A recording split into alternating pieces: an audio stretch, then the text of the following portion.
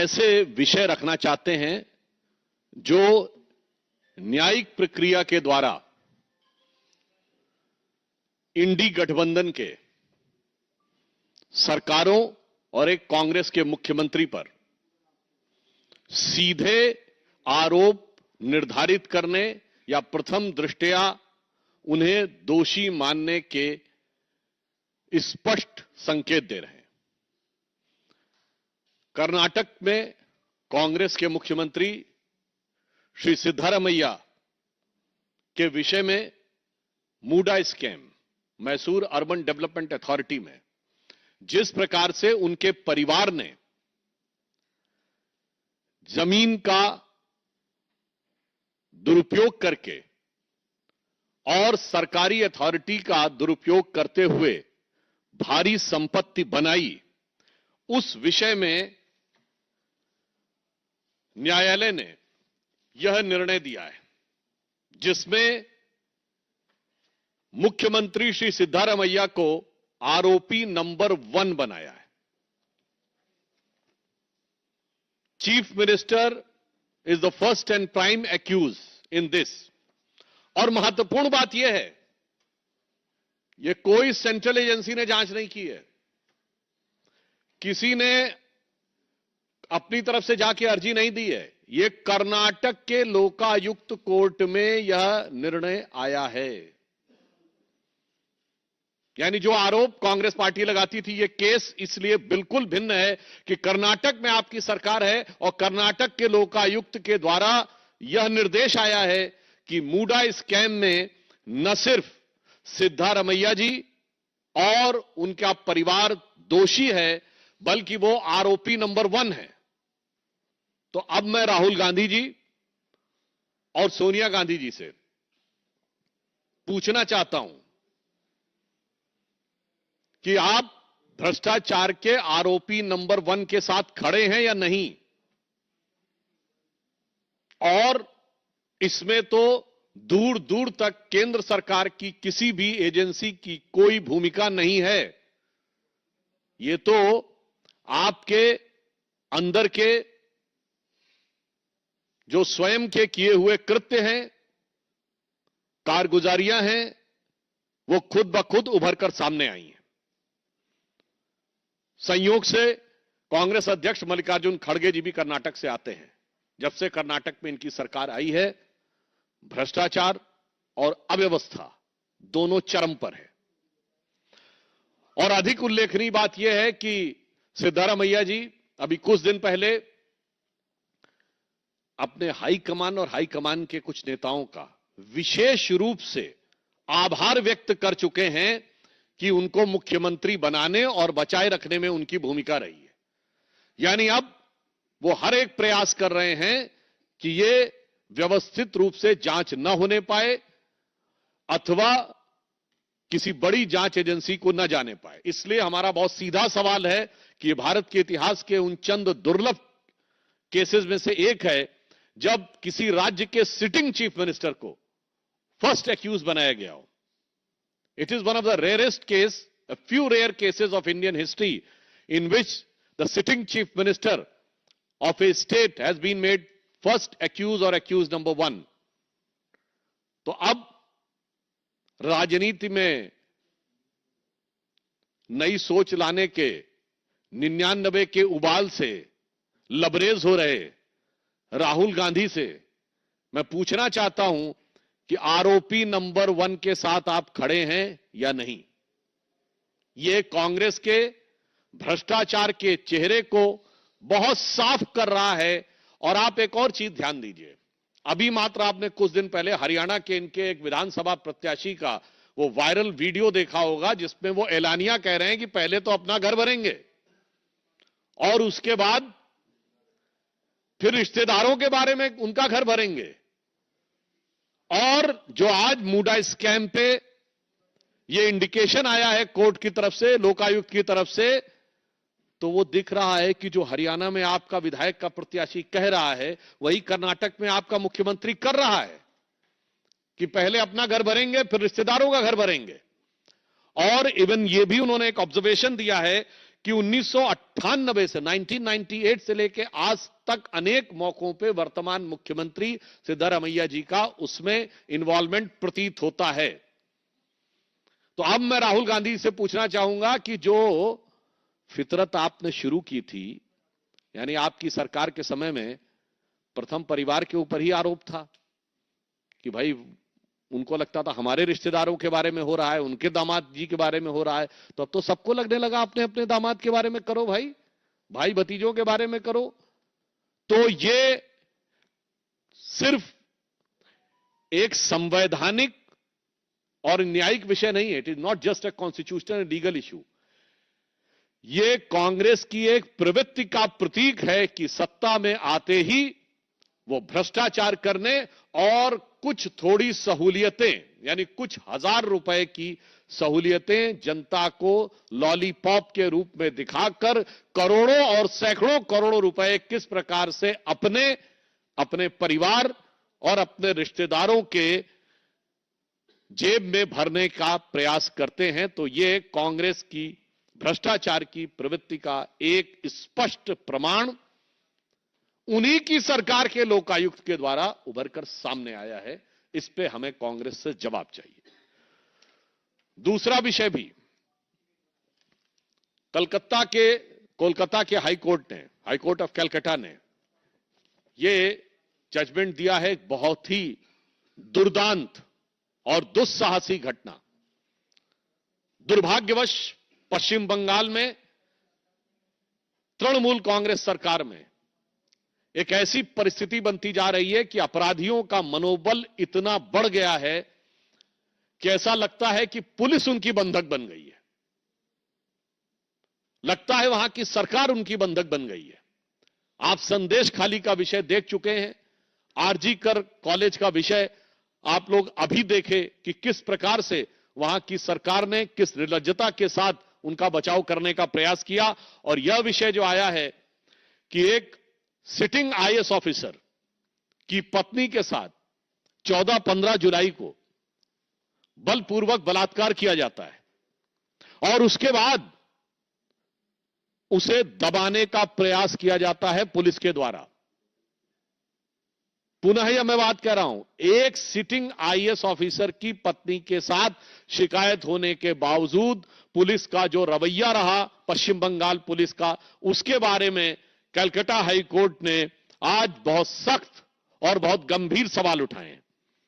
पहला, उन्होंने यह कहा है कि इस प्रकार के विषय में जो जांच अधिकारी था वो कोई महिला अधिकारी क्यों नहीं थी, पुरुष अधिकारी के द्वारा जांच क्यों करवाई गई। दूसरा, जिस थाने में और जिस समय में घटना का आरोप है उसका सीसीटीवी फुटेज उपलब्ध नहीं कराया गया। उससे गंभीर बात यह है कि घटना 14-15 जुलाई की है और मेडिकल लीगल एग्जामिनेशन 20 अगस्त को करवाया गया, 35 दिन बाद घटना के। इसलिए कोर्ट ने सीधे सीधे कहा है कि यह सबूतों को डाइल्यूट करने और नष्ट करने का एक स्पष्ट प्रयास दिखाई पड़ता है। और इसके साथ साथ केस को हल्की धाराओं में दर्ज किया गया और इस विषय पे तल्ख टिप्पणी करते हुए कलकत्ता हाई कोर्ट ने यह कहा है कि उन पुलिस अधिकारियों पे कार्रवाई की जानी चाहिए और डिप्टी कमिश्नर स्तर की किसी महिला अधिकारी के द्वारा इस विषय की जांच कराई जानी चाहिए। यह दर्शाता है कि आज पश्चिम बंगाल महिलाओं के लिए कितना खतरनाक हो गया है। यह तो एक पक्ष है, सिर्फ अपराधियों का आतंक नहीं है, यहां पे अपराध और पुलिस, अपराध और सरकार के बीच में एक दुरभिसंधि दिखाई पड़ रही है।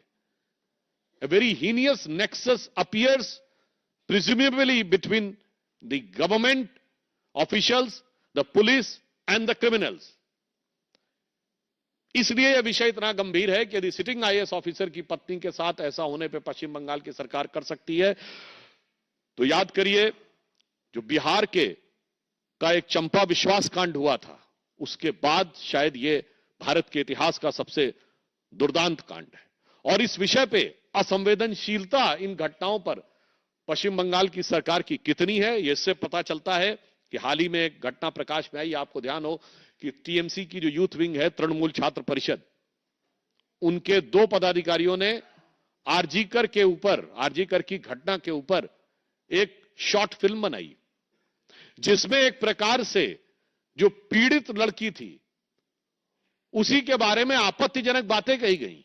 यानी एक प्रकार से पीड़ित को ही गलत ठहराने का प्रयास, या यूं कहें कि जो आरोपी थे उनको जस्टिफाइड करने का प्रयास किया गया और उसको सोशल मीडिया पे अपलोड भी किया गया। ये ठीक है कि बाद में पुरजोर विरोध के चलते हुए उन्हें हटाना पड़ा। शॉर्ट फिल्म भले ही हट गई हो, पर जो उनका लॉन्ग लास्टिंग माइंडसेट है, यानी जो उनकी गहरी मानसिकता है, उसकी गहरी छाप पश्चिम बंगाल की जनता और देश की जनता पर बहुत स्पष्ट रूप से सामने आ गई। अतः ये इन 2 राज्यों में, और मैं पुनः ये कह देना चाहता हूं, अभी पश्चिम बंगाल में जो घटना हुई थी जिसमें उन 2 छात्रों के साथ भी दुर्व्यवहार हुआ, मगर अफसोस की बात यह है कि अखिलेश यादव जी, जिनको अपराधियों में जाति दिख जाती है, परीक्षार्थी में जाति नहीं दिखी, एकदम चुप्पी साध गए। तो यह भी दर्शाता है कि इंडी गठबंधन के सभी घटक दलों की सहज प्रवृत्ति भ्रष्टाचार और अपराध को ही संरक्षण देने, भ्रष्टाचारी अपराधियों का समर्थन देने, भ्रष्टाचारियों और अपराधियों का बचाव करने के लिए ही है। धन्यवाद। सवाल ले सकते हैं अमुक जी।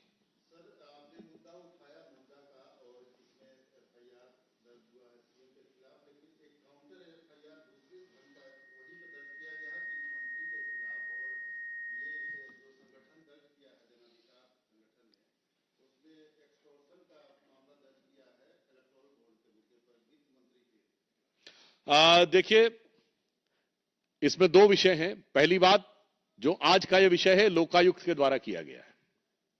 दूसरा विषय, इलेक्टोरल बॉन्ड के मुद्दे के ऊपर जब सर्वोच्च न्यायालय अपना निर्णय दे चुका है, तो मुझे लगता है कि यदि कोई उसके बाद यह विषय कहना चाहे तो यह अपने आप में हास्यास्पद ही नहीं, यह दर्शाता है कि ये लोग संविधान के प्रति कितनी अवमानना रखते हैं। यानी संविधान इनके दौरे हुकूमत में खतरे में होता है। पवन।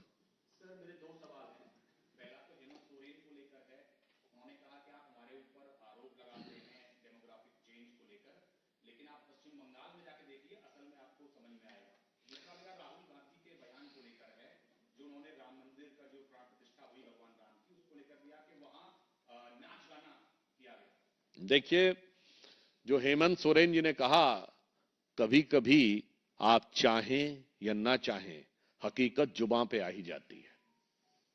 अब अगर उन्होंने ये कहा है झारखंड के संदर्भ में, अर्थात उनका कहना है झारखंड से कहीं ज्यादा पश्चिम बंगाल में डेमोग्राफिक चेंज हुआ है, तो ये तो इकबालिया बयान हो गया। किसका? इंडी गठबंधन के एक चीफ मिनिस्टर का। तो जवाब तो ममता जी को देना चाहिए, जवाब राहुल गांधी को देना चाहिए, जो कहते हैं कि डेमोग्राफी में कोई चेंज नहीं हुआ है। तो मैं ये कह सकता हूं कि हेमंत सोरेन का एक बयान, मुझे लगता है राहुल गांधी और ममता बनर्जी जी के लिए एक आईना कहा जाए या एक बहुत जोरदार झटका कहा जाए, परंतु ये एक सत्य को अनायास उजागर करना, या कभी कभी जिसे कहते हैं कि आप किसी भी सच को कितना छुपाने की कोशिश करें, वो चेहरे से जाहिर हो जाता है। जो कहते थे ना, लाख छुपाओ छुप ना सकेगा, राज हो कितना गहरा, और दिल की बात बता देता है असली नकली चेहरा। तो असली चेहरा उभर के आया हेमंत सोरेन के बयान से, और नकली चेहरा उजागर हो गया। राहुल गांधी जी के विषय में, ओह, उनका तो खैर वो एक चिरपरिचित अंदाज है। बहुत दुख और गंभीरता की बात है कि वो राहुल गांधी जी, जिन्होंने ईश्वर के नाम की शपथ नहीं ली है, धार्मिक विषयों के ऊपर अनेक प्रकार की अनर्गल बातें करते हैं। श्री राम जन्मभूमि के संदर्भ में मैं स्पष्ट रूप से कहना चाहूंगा कि राहुल गांधी जी को या तो दिखता नहीं, वो कहते हैं आपको कोई श्रमिक नजर नहीं आया। अरे, श्रमिकों पर पुष्प वर्षा की गई, प्रधानमंत्री श्री नरेंद्र मोदी जी के द्वारा श्रमिकों का सम्मान किया गया, और जैसा सम्मान हुआ, ऐसा आपको, और ऐसा ही काशी विश्वनाथ कॉरिडोर के समय भी हुआ था। मैं चुनौती से कहता हूं पूरे राहुल गांधी जी के सरकार के शासनकाल में कभी ऐसा हुआ हो। और दूसरा, मैं भी कहना चाह रहे, आप तो उसको, उस ताजमहल को प्रतीक बनाते थे जिसके बारे में कहानी है कि जिन हजारों श्रमिकों ने बनाए उनके हाथ कटवा दिए गए थे। वो भारत की महानता का प्रतीक था। और वो श्री राम जन्मभूमि मंदिर जहां उन श्रमिकों में पुष्प वर्षा हुई, वो समस्या का प्रतीक नजर आता है। अब मैं उस बिंदु पे कहता हूं, जो इन्होंने नाच गाने की बात कही, ये कांग्रेस पार्टी का श्री राम जन्मभूमि के संदर्भ में पहला अपमान नहीं है, तीसरा अपमान है। पहला अपमान ये कि आपको निमंत्रण दिया गया, डिस्पाइट द फैक्ट कि आपने जमीन आसमान एक कर दिया था कि मंदिर ना बनने पाए, मगर उसके बाद आप नहीं आए। अपमान नंबर 1। अपमान नंबर 2, नहीं आना था, नहीं आते। आपको कोई शादी में बुलाता है, आप शादी में जाइए, नहीं जाइए, समारोह में जाइए। आप ये तो नहीं लिख के चिट्ठी नहीं भेजते कि मैं आपकी बेटी की शादी में नहीं आऊंगा। आपने लिखित भेजा कि मैं राम मंदिर के कार्यक्रम में कांग्रेस पार्टी से कोई नहीं जाएगा, बयान दिया आपने। और यह तीसरा अपमान, श्री राम जन्मभूमि की प्राण प्रतिष्ठा के 500 वर्ष के बाद के इस दिव्य समारोह में इस ढंग की आपत्तिजनक, भर्त्सना योग्य और निंदनीय ढंग से नाच गाना जैसा शब्द का प्रयोग करना। और मैं राहुल गांधी से पूछना चाहता हूं, श्री राम जन्मभूमि के तो आपने 3 अपमान किए, और आपकी 3 पीढ़ियां बाबर की कब्र पे जाकर सजदा कर चुकी हैं। 1959 जवाहरलाल नेहरू अफगानिस्तान विजिट में बाबर की कब्र पे गए। 1968 इंदिरा गांधी बाबर की कब्र पे जाके सजदा की। 2005 Rahul Gandhi along with prime minister Manmohan Singh Babur की कब्र पे गए। और इतना ही नहीं, कब्र पे जाके कहा क्या है? इनके फॉरेन मिनिस्टर रहे नटवर सिंह ने अपनी किताब one life is not enough में लिखा है कि जब 68 में इंदिरा गांधी गई तो उनसे चंद फीट की दूरी पे खड़े थे, और वो ऐसा मंजर था, ऐसे लग रहा था कि सदियां सिमट कर कुछ पल में सामने आ गई हैं। और बाबर की कब्र पे जाकर सम्मान व्यक्त करना एक अपने आप में अद्भुत अनुभव है। और अगर वो इंदिरा गांधी जी के साथ हो तो उससे तो बड़ा अनुभव नहीं हो सकता। मेरे भाई, जिनकी 3-3 पीढ़ियों ने जाकर बाबर की कब्र पे सजदा किया है, वो आकर 3-3 प्रकार से श्री राम जन्मभूमि का अपमान करने का प्रयास कर रहे हैं। ये आपकी असली फितरत और हिंदू धर्म के प्रति हिकारत की साफ बानगी है।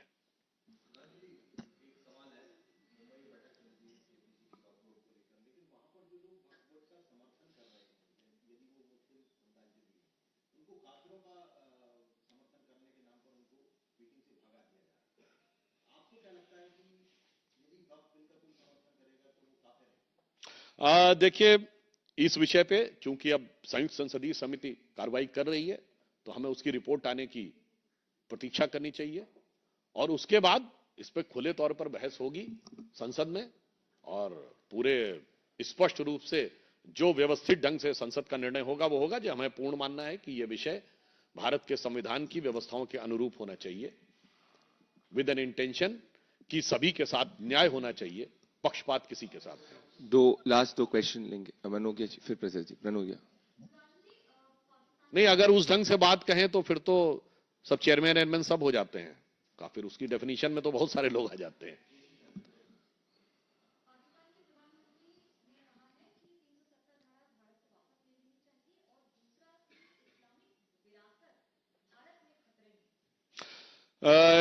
जो उन्होंने कहा है पाकिस्तान के प्रधानमंत्री ने, वही तो नेशनल कॉन्फ्रेंस और कांग्रेस ने कहा है, वो तो मैनिफेस्टो में है। तो एक बार फिर मिले सुर मेरा तुम्हारा, सीमा पार से एक दोनों का सुर बने हमारा, एक इधर से सुर उधर से ताल, यानी बहुत साफ हो जाता है। इससे पहले पाकिस्तान का रक्षा मंत्री बोल चुके, इससे पहले पाकिस्तान के पूर्व मंत्री फवाद चौधरी बोल चुके, पाकिस्तान के डोजियर में राहुल गांधी जी का नाम आ चुका। इससे पहले अगर आप देखें तो वहां के प्राइम मिनिस्टर इमरान खान बोल चुके सिद्धू के साथ सभा में कि ये लोग जब तक रहेंगे नहीं होगा, आप आएंगे तो ठीक होगा। मगर फिर भी पाकिस्तान का विषय आया है तो मैं याद दिला देना चाहता हूं, आज 28 सितंबर है। आज ही के दिन 2016 में सर्जिकल स्ट्राइक हुई थी। और यही लोग थे जो वहां भी पाकिस्तान की भाषा बोले थे। सर्जिकल स्ट्राइक की प्रेस कॉन्फ्रेंस भारत सरकार ने नहीं की थी, रक्षा मंत्री ने नहीं की थी, डायरेक्टर जनरल मिलिट्री ऑपरेशंस ने की थी और इन्होंने सबूत मांगे थे और पाकिस्तान भी ये कह रहा था। बाद में पाकिस्तान ने तो मान लिया कि उनके साथ बहुत कुछ खौफनाक हुआ था। बालाकोट के संदर्भ में इमरान खान का बतौर prime minister national assembly of Pakistan में दिया गया बयान है कि जो कुछ बालाकोट में इन्होंने किया था उससे ज्यादा कुछ खौफनाक करने के फिराक में है। मगर अब तो बात बिल्कुल साफ हो जाती है कि 2016 से 2024 तक जो पाकिस्तान बोलता है उसकी प्रतिध्वनि इंडी गठबंधन के या कांग्रेस के बयानों में दिखती है और जो ये बोलते हैं उसकी गूंज उधर से सुनाई पड़ती है। Last question.